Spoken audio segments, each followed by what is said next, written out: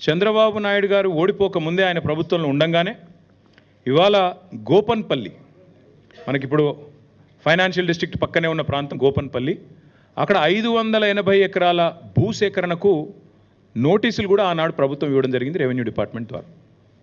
దేనికి?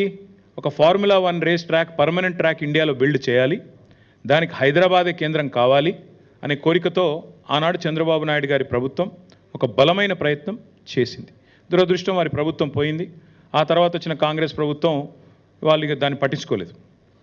అట్లే ఆ రైతులు కూడా ఎవరైతే ఆ గోపన్పల్లిలో భూసేకరణ నోటీసులు రిసీవ్ చేసుకున్న వాళ్ళు ఉన్నారో వారు అప్పటి నుంచి ఇప్పటివరకు న్యాయ పోరాటం చేస్తూనే ఉన్నారు. ఆ రైతుల్లో ఒక ఆయన రేవంత్ రెడ్డి కూడా ఉన్నాడు. ఈరోజు ముఖ్యమంత్రిగా ఉన్న రేవంత్ రెడ్డికి కూడా అక్కడ 15 ఎకరాల భూమి ఉంది. సో ఇప్పుడు నేను చెప్పే స్టోరీ అంతా రేవంత్ రెడ్డికి కూడా ఎరికే.